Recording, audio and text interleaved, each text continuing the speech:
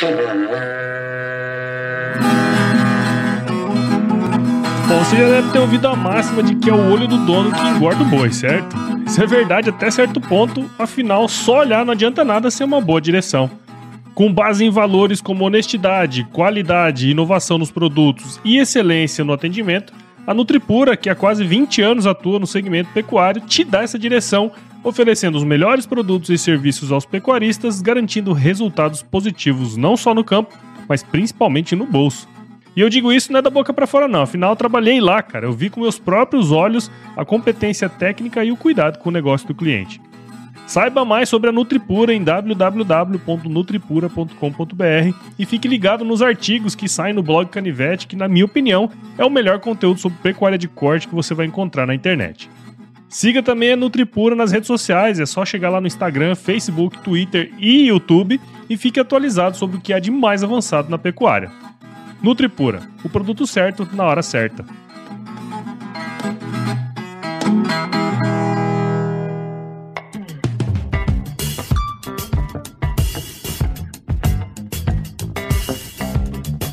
E aí, pessoa! Tudo beleza? Estamos começando mais um episódio aqui do Agro Resenha e nessa semana eu tô aqui com a Cristiane Azevedo, especialista em mastite. Para você que não sabe o que é mastite, espera só um pouquinho que ela vai contar. E criação de bezerros, fundadora da Quali & Calf Consultoria. A Cristiane é médica veterinária pela UDESC e há 22 anos se dedica em cuidar da saúde animal, qualidade do leite e capacitação de pessoas. E aí eu queria já aproveitar para agradecer a Cheyenne Kans, eu não sei se é assim que fala, ela vai me dizer depois se é assim que fala, pela indicação. Então estamos aqui por causa dela. Cristiane, muito obrigado por participar aqui com a gente e seja muito bem-vinda ao Agro Resenha Podcast. Olá a todos, tudo bem com vocês? Eu agradeço também a oportunidade, o convite de estar fazendo esse bate-papo aqui com vocês. É uma honra a gente contar um pouco do nosso dia a dia, da nossa experiência e espero estar contribuindo com os ouvintes aí também. Exato. Como eu sempre digo aqui, uma das poucas coisas no mundo que quando a gente divide, a gente multiplica é conhecimento, né?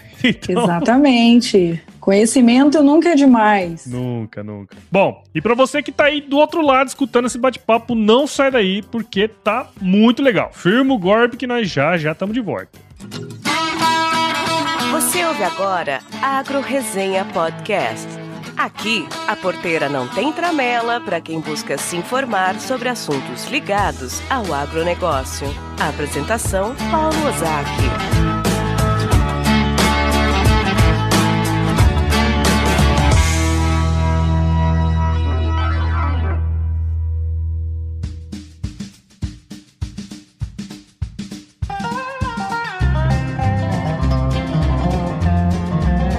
Bom, tô aqui de volta com a Cristiane e, bom, Cristiane, acho que pra gente começar essa resenha aqui, seria legal se você pudesse contar um pouquinho da sua história aí pra gente. Eu nasci no campo, filha de pecuarista, meu pai sempre teve uma fazenda de gado de corte, né? Então eu nasci na fazenda, desde muito pequena já sabia que a medicina veterinária era a minha missão, sempre amei muito os animais e meu pai sempre identificava que eu tinha uma facilidade muito grande em ver um animal doente, e ver que um animal estava afastado do grupo. Ele já me delegava algumas tarefas, desde pequeno eu já queria participar ali das atividades e me dava a missão. Primeiro eu tocava as ovelhas, né? Eu era responsável por todo dia fechar as ovelhas no final da tarde, essa era uma das minhas missões. E depois meu pai foi delegando que eu tinha que ver os partos das vacas, né? Então, naquela época, a gente não tinha brinco, não tinha toda essa identificação que tem hoje, essa gestão. E eu tinha uma facilidade muito grande, né, de saber quem era o bezerro, de qual vaca, e assim por diante, né? Até quando vendia os animais, o meu pai me chamava lá quando vendia a vaca e o bezerro junto, né? De quem é desse, de quem é dessa, e assim por diante. Então, legal. Eu nasci dentro da fazenda. E meu pai sempre falava assim para mim: segura no rabo do boi que ele te levanta. Esse é o teu caminho, é o agronegócio. Que legal. Então, foi uma coisa assim que veio de raiz, né? Legal. Então, bacana. A paixão começou desde cedo. eu resolvi fazer medicina veterinária, né? Eu já estava na minha missão. Eu entrei na medicina veterinária já logo após a conclusão, né, do segundo grau. Eu comecei a cursar com 17 anos a faculdade de medicina veterinária, me formei... Isso, novinha, né? Isso, então, comecei com 17 anos, me formei e não tinha ainda completado os 22 anos, então foi uma experiência maravilhosa, porque eu já estava, né, no meu intuito fazer a medicina veterinária. Me esforcei bastante, era considerada a CDF da turma, porque estudava todo dia, e não aceitava tirar nota menor que 9, então eu sempre fui muito, muito exigente comigo mesmo, né? E até um professor me deu uma grande oportunidade, o professor Celso Pilati me deu uma grande oportunidade de fazer parte da pesquisa, né, na patologia animal. Então foi 2 anos lá que eu trabalhei junto com um grande aprendizado dentro da patologia animal, aonde ele me desafiava todo o tempo. É uma pessoa que eu guardo para sempre, porque ali ele já me ensinou o que eu faço muito no dia de hoje, né, que é saber o porquê das coisas. Se um animal tinha uma lesão lá na necrópsia, ele queria que outro dia eu viesse e explicasse o porquê que aconteceu aquilo, qual a causa, qual o possível problema, qual a possível correção. Então ele me desafiava bastante nesse sentido, foi um aprendizado muito grande, porque eu comecei a ter essa vivência, né, essa interação entre saber na faculdade, a gente ia para o campo também, né, visitar as propriedades e levar as soluções. Então foi um aprendizado bem legal que eu tive. Sim, resolver problema, né? No fundo a gente tá aqui para resolver problema, né? Para resolver problema, é isso mesmo, né? Exato. Então daí eu saí da faculdade, eu fiquei na fazenda do meu pai, né? Trabalhei 6 meses na fazenda do pai. E dentro da fazenda de corte são menos desafios, né? E manejos menos intensificados, são mais sazonais. E eu sempre fui uma pessoa que gostei muito de desafio, de novas propostas, de coisas que desafiam a profissão da gente, né? O conhecimento da gente, a gente buscar as melhorias. E conversando com a minha família, eu falei, não, eu preciso buscar novos desafios, nada me impeça que eu continue auxiliando na fazenda, mas eu quero os novos desafios. Daí eu fui buscar, distribuir currículo, né, toda aquela questão, e daí me surgiu uma oportunidade de trabalhar numa indústria de farmacêutica veterinária. Então, para mim, foi um super desafio, né? Eu sabia que dentro da medicina veterinária, trabalhar com cirurgia, com essa parte, não me identifiquei tanto, não era a minha área. A minha área era diferenciada. Eu sempre gostei de trabalhar com a parte preventiva, com soluções. Embora a cirurgia seja muito importante, né, porque salva vidas em várias situações, mas não era o que eu queria. Eu recebi essa proposta, daí na hora da entrevista era para mim trabalhar na parte, no departamento técnico, né? Trabalhar na fazenda, gerando demanda, propagando os produtos, né? Prospectando, levando soluções. E na hora da entrevista surgiu um outro desafio, já começou um desafio, que a pessoa que era do departamento técnico não aceitou ir para a área comercial, e eu era para ir para a área comercial. Então foi assim um choque muito grande na hora da entrevista, porque eu não tinha experiência nenhuma e trabalhar numa grande multinacional, mulher na área comercial, era um desafio muito grande. E daí eu respondi para o gerente na época que me contratou, né? Eu falei, olha, eu não entendo nada, mas eu aprendo, eu tenho capacidade, se alguém me ensinar, eu vou atrás. E realmente eu tinha 99,9% que a chance de mim ter passado na entrevista era quase próximo de 0, porque tinha, sei lá, mais umas 10 pessoas que foram entrevistadas e todos eram homens, né? E era para trabalhar ainda mais na área comercial de grandes animais que não tinha mulher, né? Era 99,9% homens. Sim. E pessoas mais experientes, então ali já começou um desafio muito grande para mim. Mas graças a Deus, né, o meu gerente apostou em mim e deu uma oportunidade para mim começar. E daí depois ele deu o segundo desafio para mim. Qual que era o segundo desafio? Que eu tinha 3 dias, então eu morava no interior, né, do Paraná, morava em Siqueira Campos. E ele me deu que eu tinha que morar em Londrina e ele me deu 3 dias de desafios, que era para mim abrir uma conta, que era para mim ter um carro e para mim ter um apartamento em 3 dias. Se eu conseguisse isso, eu estaria um emprego, senão não. Então, era um desafio atrás do outro. Daí, graças a Deus,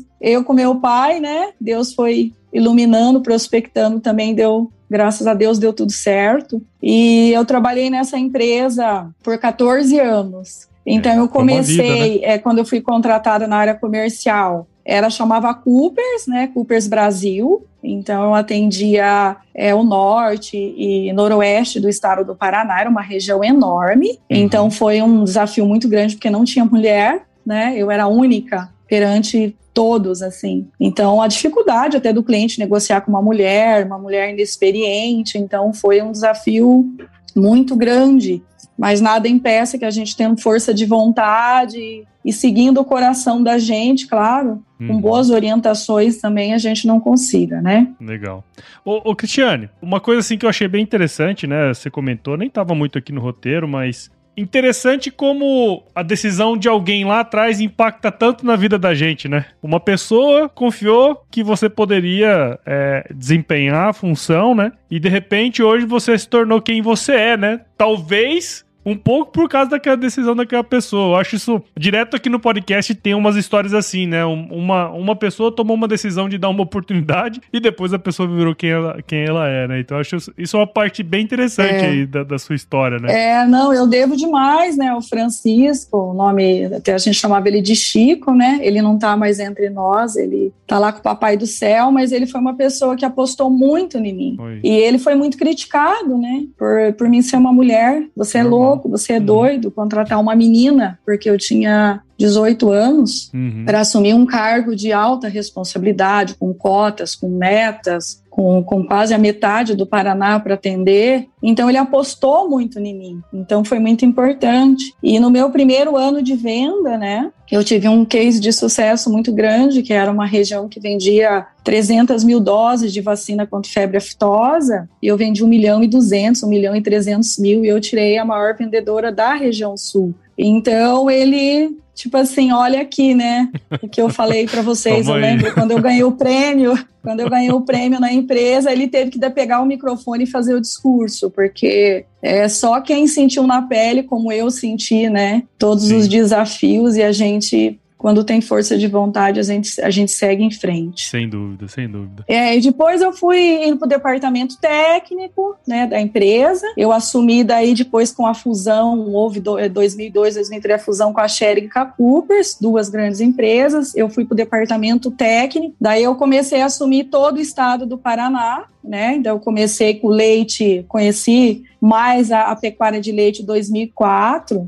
foi onde eu comecei minhas atividades. Daí depois eu atendi a toda a região sul do Brasil como coordenadora técnica, né? Trabalhando 70% do leite e 30% da linha corte. E depois eu fui assumir a gerência, né? A gerência nacional para desenvolver programas de qualidade do leite, né? Tinha um programa chamado Maxi Leite, que eu ajudei, né? Juntamente com a equipe a desenvolver e formar um time para a gente trabalhar no Brasil. Então, no nosso time tinha lá uns 50 veterinários envolvidos com a qualidade do leite, né? Então, era uma responsabilidade muito grande, por isso que eu conheci todo esse Brasil, né? Foi pela empresa, e dela passou por outras fusões, Intervet, Schering Plow, e depois terminou com o MSD Saúde Animal, incorporando, né? Então, passei por NN fusões. Então, foi uma oportunidade muito grande para mim, né? Trabalhar na indústria, entender essa parte de gestão, de processos, a parte financeira, como lidar com as pessoas, né? Porque eu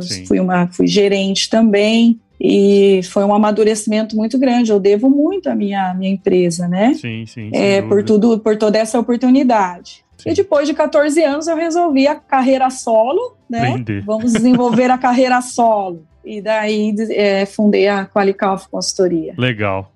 Baita história, né? Assim, um baita case de sucesso, na época que nem se falava muito em mulheres no agro, né? Acho que isso é um ponto bem interessante, né, cara? E um ponto que você falou aí, Cristiane, que me chama bastante atenção, que é o seguinte, você falou que, bom, sua família trabalhava ou trabalha ainda, provavelmente, com pecuária de corte, né? E hoje você tá numa região aí que é a meca da pecuária de leite, né? Porque assim, a sua consultoria tá aí na região de Castro, né? Se eu não estiver enganado. E aí, bom, eu tive aí em Castro também, teve uma época que eu trabalhei com leite também, fui aí pra Castro, na porta de casa já dá pra entender por quê, né? Mas como você tá aí, acho que seria legal se você pudesse, antes da gente falar um pouco do seu trabalho mesmo com a consultoria e tudo mais, dá uma visão pra gente, porque na sua opinião, a região aí de Castro é tão diferente das outras bacias leiteiras do Brasil, né? Tendo em vista que você já conheceu a grande maioria delas. Eu acho que antes de mim falar um pouquinho de Castro, para você entender como é que começou a minha paixão pelo leite, né? Porque eu sou uma filha de pecuarista de gado de corte. Mas o meu pai ordenhava vacas, era ordenha manual ainda, então a gente tinha lá as vacas meio sangue cimental com Nelore, lá tinha umas 35 vacas, e eu auxiliava meu pai na ordenha manual também, né? Então ali começou a minha paixão. Depois eu tinha cabras de leite, que eu fazia a ordenha delas também. Né, só para você entender como que eu comecei a minha paixão, mas a paixão acho que maior começou na MSD, quando eu comecei a trabalhar em 2004, que eu fui responsável pelo programa de qualidade do leite da empresa, o desenvolvimento do programa de qualidade do leite. Então ali começou a minha paixão pelas fazendas de leite, pela saúde da glândula mamária, então eu tive que investir em conhecimento, entender as reais necessidades da fazenda de leite, né? Agora sim, você está perguntando em relação a Castro, né? Por que você acha que ela é tão diferente das outras, sabe? Tem vários fatores que eu vejo, assim, na região de Castro. Primeiro é a cultura, né? Já vem na cultura da colônia holandesa, né? Esse amor, essa tradição pela pecuária leiteira. Já tem mais de 70, 80 anos de tradição, né, que os holandeses chegaram na região de Castro, então trazendo, né, vacas de leite, enfim, genética, trouxeram touros holandeses nos navios, então já tem a tradição, né, o amor, a paixão. E outra questão é a genética, né, uma região que investiu muito em genética, então com touros melhorados, vacas, investiu muito desde o início já com inseminação artificial, depois a transferência de embrião, o FIV. Hoje muitas fazendas já fazem a coleta do pelo, né, para fazer o DNA dos animais. Então a genética ela é muito forte, né? O que Castro já exportou de genética para esse Brasil todo, né? O que ela já vendeu de tourinho, já vendeu de novilha, já vendeu de embrião. Então, não é à toa que a maior feira de leite do Brasil está em Castro, né, que é a Agroleite. Então, é a difusão de genética, né? Então, esse é um ponto. E outra questão é a tecnologia. Os produtores investiram muito em tecnologia, seja na tecnologia lá dentro da sala de ordenha, seja, né, lá nos resfriadores de leite, os primeiros. Inclusive, por exemplo, se a gente olhar a ordenha robotizada, a primeira ordenha robotizada, inclusive é um cliente nosso, foi na região de Castro, né? Investiram muito em conforto animal, em ambiência, em automação, confinamentos, né? Sistemas mais intensivos, buscando mesmo o conforto animal, o bem-estar, a longevidade das vacas. Esse é um ponto muito forte que eu vejo na região de Castro. E outra questão também é a qualidade da comida, né? Eles têm uma forragem de excelente qualidade, o próprio clima, né? O que eles investiram na tecnologia, como é que eu falo para você, do plantio direto, né? Veio ali da região de Castro, de Carambeí. Então, isso é um ponto muito forte. E outra questão, o cooperativismo também é muito forte na região de Castro, ela ajuda a organizar muito a cadeia produtiva do leite, isso é muito forte. E eu vejo isso muito na tradição, que nem todos os produtores de Castro são da colônia holandesa, mas eu vejo isso muito impregnado neles. Eles querem qualidade, eles não querem produzir apenas mais um leite, eles querem produzir um leite com excelência, um leite com qualidade, eles querem ser referência nesse ponto. Então, legal. É uma coisa que me orgulha muito, né, trabalhar nessa região, Castro, né, Carambeí, próprio Arapoti, Vitimarsum, que eu vejo que os produtores, eles querem melhorar, né, eles querem buscar melhorias, eles querem dar recurso para os seus funcionários, né, treinar, que tem alguém que faça um treinamento, que dê recurso para eles fazerem o melhor também para a fazenda. Assim, a época que eu fui em Castro, deu para perceber bastante isso, assim, na conversa com os produtores. Acho que isso é um negócio legal. Eu acho que eu queria trazer para o podcast também, justamente para quem estiver escutando agora, entender um pouquinho, né, do porquê que lá é tão conhecido, afinal. É uma junção de fatores, né, tanto do ponto de vista cultural, de tecnologia mesmo, né, profissional. Acho que isso é um ponto bem interessante. Mas aí, voltando um pouco para sua carreira, que aí eu quero entrar na empresa especialmente, né? Eu queria entender assim, bom, você saiu na época, você fez uma baita de uma mudança, né? Você saiu de uma gigante multinacional, quer dizer, você tinha ali, eu acredito, que já tinha um status, né? Afinal, você estava tanto tempo na empresa, com resultados expressivos, ninguém fica numa multinacional tanto tempo se não tiver resultados expressivos, né? E aí, eu queria entender, qual que foi o que te motivou a sair, né, da empresa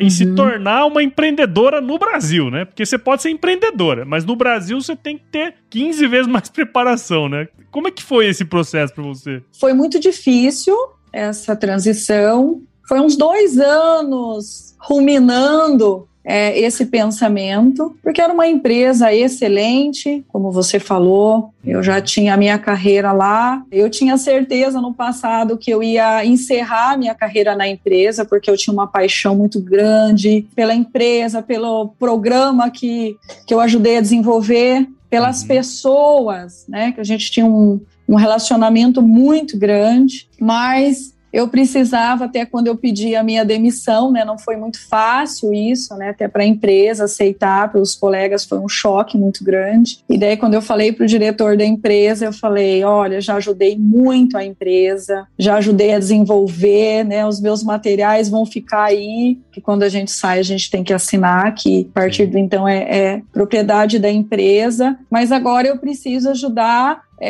os produtores lá fora, né? Eu preciso ajudar o agronegócio, eu vejo grandes oportunidades para melhorar na qualidade do leite, na parte de criação de bezerros, e dentro da empresa você tem um limitante, né? Você pode chegar até certo ponto e depois você tem que recuar, porque você é um consultor da empresa, que está vendendo, na verdade, a empresa, o serviço ela leva através dos produtos, né? A gente leva informações, a gente leva serviço, mas o que move a empresa são produtos. E além do qual, a gente tinha que trabalhar em respeito, né, em ética, com os veterinários que trabalhavam nas fazendas. Então, a gente tinha que trabalhar em conjunto com eles, né, que eu acho muito importante essa questão de ética e conformidade. E quando você trabalha na carreira solo, você tem novos projetos, né, novas filosofias, novas metas, e eu me apaixonei demais, né, principalmente pela saúde da glândula mamária. E eu vi também um grande gargalo dentro da criação das bezerras, dos bezerros, né, que ninguém olhava para o bezerro. E eu percebi que dentro da saúde, dos programas, dentro das metodologias que a gente usava, que eu ajudei a desenvolver para a saúde da glândula mamária, caberia muito forte dentro da criação de bezerros, né? Porque envolve muitas pessoas, envolve muita parte de higiene, de prevenção. E então eu falei, não, eu preciso de novos desafios. E eu viajava demais, não parava em casa, era o aeroporto o tempo todo, então aquilo já estava causando uma certa frustração para mim. Né? Aquilo já não estava me trazendo tanta felicidade. Daí eu falei, não, vou descansar, né? vou sair da empresa, vou descansar uns 3 meses, que eu estava bastante cansada na época, né? Imagina, era mais de 50 veterinários, nem tinha WhatsApp na época, eu já recebia 80 e-mails por dia. Ainda bem que não existia o WhatsApp. Ainda bem, né? Então, eu falei, não, vamos mudar. Só que daí passava um filme na minha cabeça. Mas espera lá, né? Na empresa eu tenho o meu salário, que faça sol, faça chuva, ele vai cair certinho. Não preciso gerenciar a parte financeira. A gente anda mais bem arrumadinho, né? Tá em bons hotéis, se alimenta em bons restaurantes. Se tá chovendo, você não vai para a fazenda, né? A gente trabalha. E agora, na carreira solo, como é que eu vou fazer? Então vinha um filme. Sim. Por onde começar? Como é que ia ser a minha gestão financeira? Será que o cliente iria me aceitar, né, me contratando? Porque antes eu vendia um serviço pela empresa, mas não cobrava. Veio um filme, né? Trabalhar com prevenção, será que o produtor como é que ele vai valorizar o trabalho preventivo? Como é que eu vou ter que fazer isso para convencer o produtor a contratar o meu serviço? Porque é diferente de um veterinário da reprodução que o produtor precisa para ver se a vaca está prenha, se está vazia, ou é um parto muito complicado que precisa chamar um veterinário, fazer uma cirurgia, ou uma vaca que está com deslocamento, ou mesmo até intervir numa vaca com uma mastite. Mas e como que eu vou vender esse trabalho? Como é que eu vou vender que eu vou fazer melhorias lá no bezerreiro, que eu vou reduzir doença no bezerreiro, mas como é que eu vou quantificar isso para o produtor? Será que ele vai querer contratar o meu serviço? Me passou esse filme na minha cabeça, mas eu tinha a convicção que era uma área que tinha muitas oportunidades, né? Muitas oportunidades e muito poucos técnicos trabalhando nessa área. Praticamente, eu lembro, na região do Paraná não tinha ninguém que trabalhasse com a qualidade do leite, né? E bezerros nem se fala, ninguém falava. Era o próprio veterinário clínico que no dia da visita ia lá checar os bezerros, né? Um bezerro com pneumonia, com diarreia, ou uma bezerra com tristeza parasitária. Então eu via grandes oportunidades. E eu falei, não, vamos começar, vamos ver o que vai dar esse negócio. Legal. E deu super certo, graças a Deus. Querendo ou não, você tem uma bagagem, né? Você tinha uma bagagem muito grande antes, né? Então, e uma coisa que você falou que é interessante a gente ressaltar, né? Quer dizer, não foi da noite pro dia, você planejou pelo menos uns 2 anos aí pra fazer essa transição de carreira, né? Então, às vezes a gente, gurizada é jovem aí, ó, tá descontente com o trabalho e joga tudo pro ar. Não é bem assim, né? Tem que ter planejamento. Tem que ter planejamento, exatamente. Tem que ter planejamento.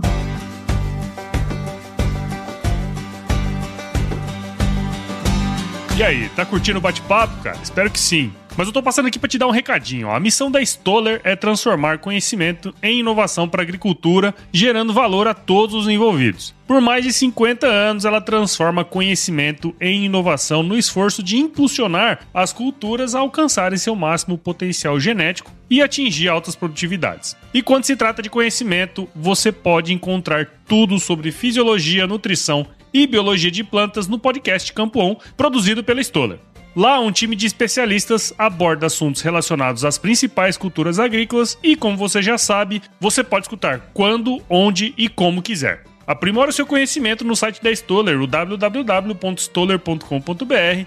Lá você vai encontrar vários artigos técnicos e o link para assinar o podcast Campo On no Spotify. Lembre-se de seguir a Stoller no LinkedIn, Instagram, Facebook e YouTube. É só procurar por Stoller Brasil. Isso é inovação, isso é Stoller.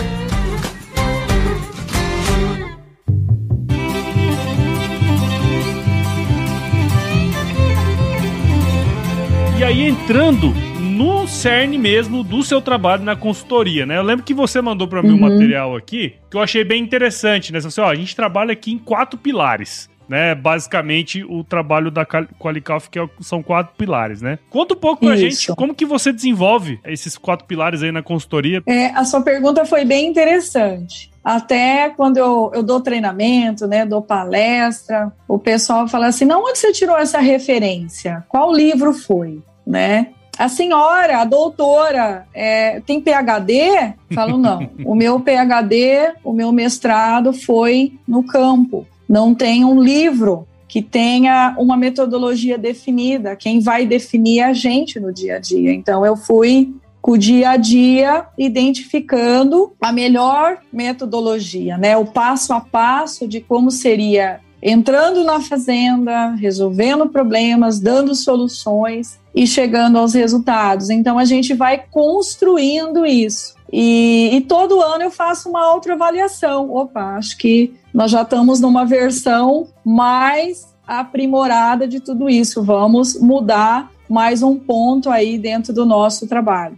Mas os 4 pilares que eu acho, assim, essenciais, que a gente tem que entender que cada fazenda é uma fazenda. Por isso a dificuldade do Brasil, né, de ter ainda problemas relacionados à qualidade do leite. Então, a fazenda, seja ela fazenda pequena, média, grande, um sistema a pasto, semi-confinado, um freestyle, um compost bar, uma ordenha ao balde ao pé, uma sala de ordenha com saída rápida, um robô, um carrossel. Cada fazenda, a gente tem que entender que ela tem o seu diagnóstico de situação. E a gente tem que ter uma metodologia para entender tudo isso. E uma ferramenta que eu acho essencial é a gestão da mastite, né?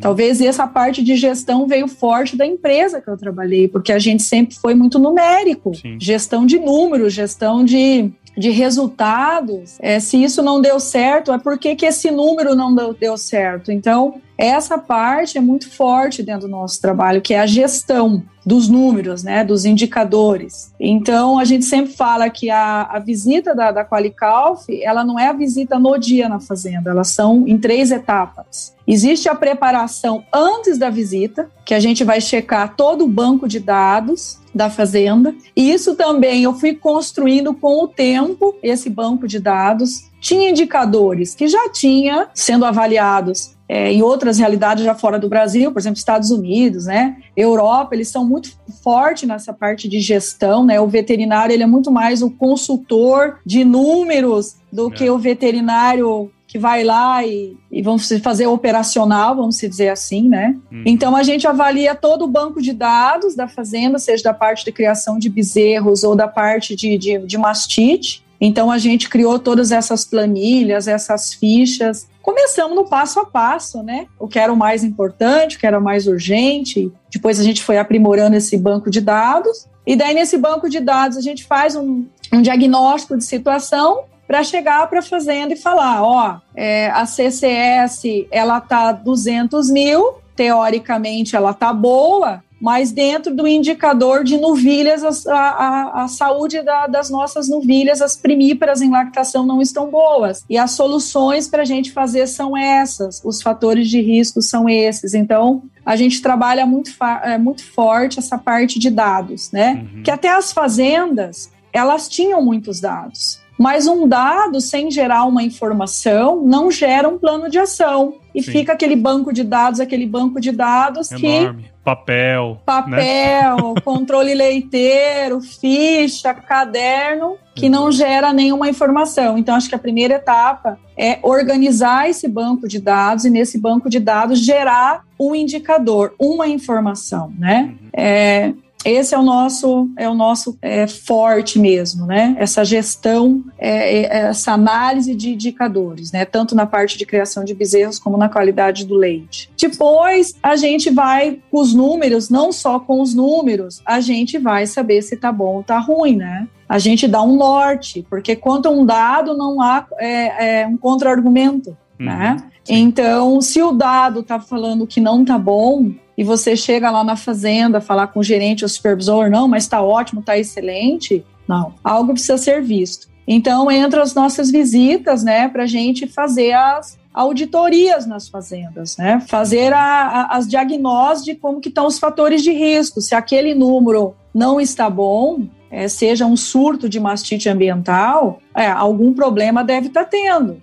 E se é o agente X ou Y que está causando aquela mastite, a gente vai verificar os fatores de risco na fazenda. É na cama, é na preparação dos úberes, foi trocada a equipe de ordenha, o turno 1 é uma equipe nova, ela precisa ser treinada, ou houve algum problema no equipamento de ordenha, então a gente tem que ser importante para isso. A gente precisa de muita preparação, muito conhecimento, porque para você trabalhar nessa área não é o Ctrl+C, Ctrl+V, né, que a gente vê na internet ou numa página de Instagram. Não tem receitinha, Não tem receita, né, é o dia a dia mesmo lá do campo que vai mostrar as melhores estratégias para cada fazenda. Claro, a teoria, a gente precisa ter uma base, né? Porque sem uma base não tem como você iniciar um trabalho. Então, a segunda etapa nossa é isso, identificar os fatores de risco. E dentro desses fatores de risco, nós vamos desenvolver os protocolos operacionais padrões, como a gente já viu falar do POP. O famoso POP. O POP, ele é muito importante, porque o próprio nome fala, né? Protocolo Operacional Padrão.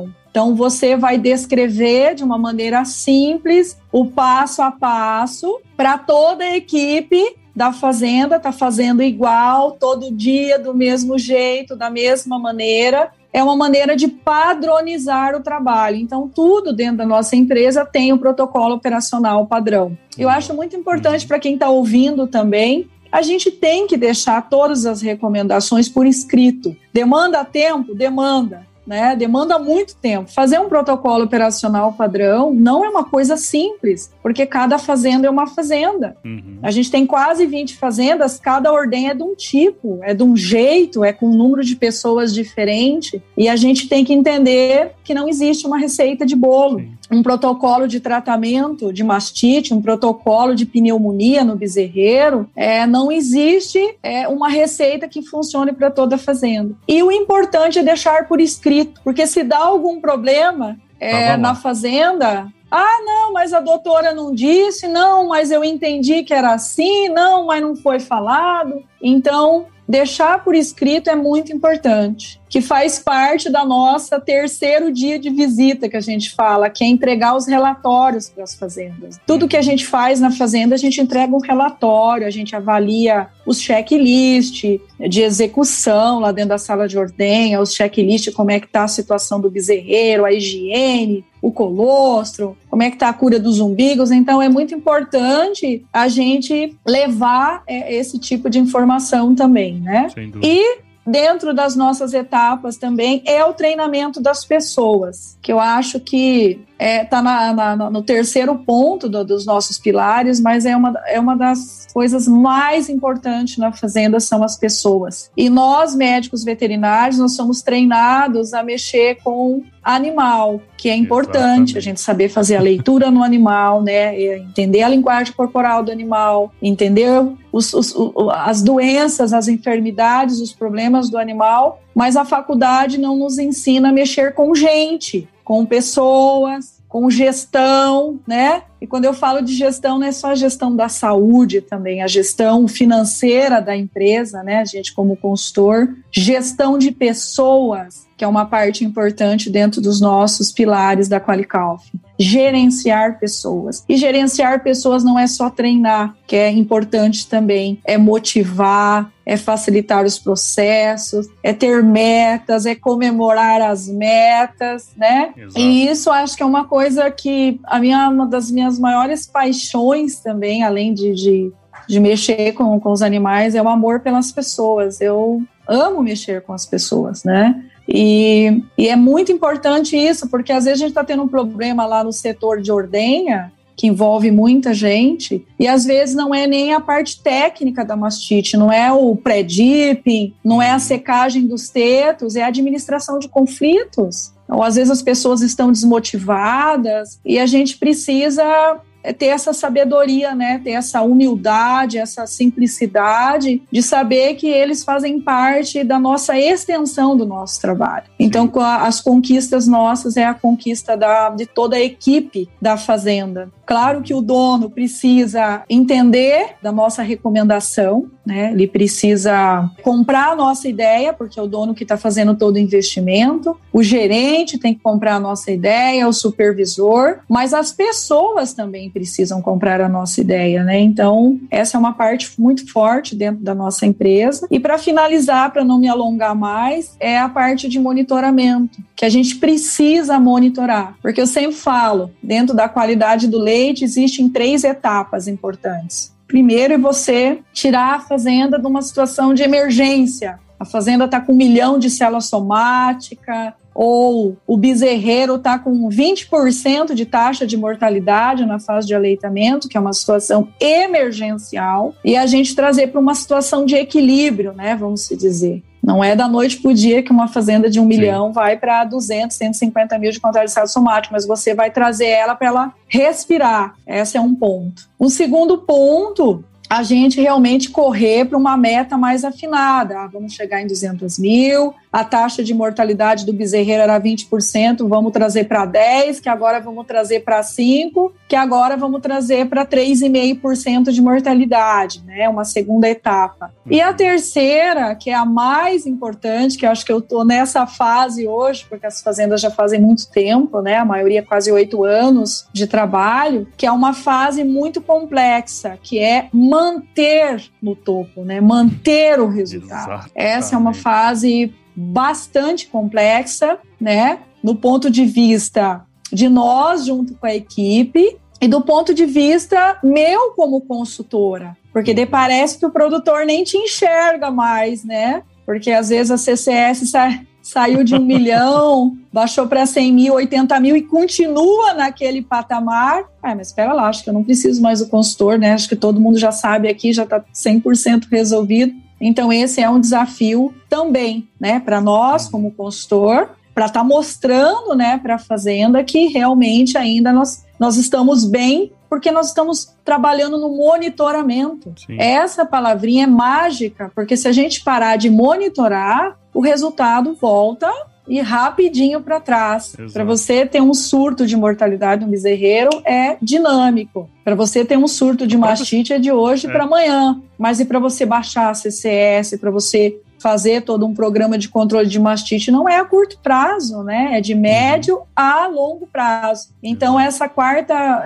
etapa, monitoramento, é essencial, seja através das visitas, seja através dos indicadores que avaliam os funcionários, os indivíduos, as equipes, se estão fazendo as tarefas direitinho, porque se a gente parar de monitorar, parar de pisar no acelerador, volta a estaca zero. E você falando desse jeito, eu lembrei do livro do Bernardinho, Transformando Suor em Ouro. Não sei se você já leu esse livro, mas ele fala exatamente isso. Ganhar uma medalha de ouro olímpica não é a parte mais difícil. O duro é ganhar a segunda. Que é você se manter no topo. Exatamente, né? Que é basicamente o que você comentou aí, né? E assim, o que eu posso entender do seu trabalho é identificar o problema, os riscos, treinar as pessoas e ir lá e monitorar esse negócio, né? E a mão de obra dentro das fazendas é um negócio super importante, né? Porque é daqui para ali para dar um errinho e descambar e aumentar número de mastite, morte de bezerro, aquelas coisas erradas todas, né? Então, esse é um ponto também super importante no seu trabalho, né? Quer dizer, se gosta das pessoas, então fica mais fácil. Fica mais fácil. Legal. Bom, Cristiane, eu adorei esse bate-papo. Eu acho que deu para quem tá ouvindo esse episódio aqui entender melhor um pouquinho do seu trabalho, entender melhor esses procedimentos, né? Eu acho que você deu a receita do bolo aí, cara. Eu achei massa demais, porque fazendo esse passo a passo, vamos dizer assim, a possibilidade de sucesso é grande. E eu vou dizer aqui, viu? Escreve o seu livro. Você tem aí um livro para escrever, viu? Então, tô já montando alguma coisa, né? A quantidade de material que tem, meu Deus, a quantidade do banco de dados que a gente tem dá não sei quantas publicações. É muita coisa que a gente tem. E o bacana é que é o padronizado, porque toda fazenda, seja ela pequena, média, grande, a gente avalia sempre tudo muito igual, né? Exato. A metodologia é muito igual. Então, realmente dá algum livro, algumas publicações, inclusive a gente já auxiliou também, né? A gente tenta ter esse braço junto com as universidades, as parcerias, então já deu algumas coisas aí bacanas aí. Exato. Acho que tem que fazer um esforcinho. Eu sei que dá um trabalho, mas Eu acho que vale a pena registrar não só a sua história, né, que já vai estar eternizada aqui no podcast, mas todo esse passo a passo, né, é uma metodologia, né, cara? Então acho que pode ajudar outros produtores aí, além, né, dos que estão ao seu entorno. Sem dúvida. E assim, como eu te falei, Cristiane, eu acho que foi um puta de um bate-papo, eu gostei demais. Espero que quem escutou, você que tá aí do outro lado, você escutou aí caminhando, correndo, andando de bicicleta, do carro, tenho certeza que você aproveitou muito esse episódio. Queria só te agradecer por ter passado esse conhecimento aqui pra gente, viu, Cristiane? Muito obrigado e parabéns pelo seu trabalho. Eu agradeço você também pela oportunidade da gente estar contando o nosso dia a dia aqui. Quem quiser visitar a nossa página também, faz pouco tempo que a gente tem a página lá, porque todo mundo me cobrava, né?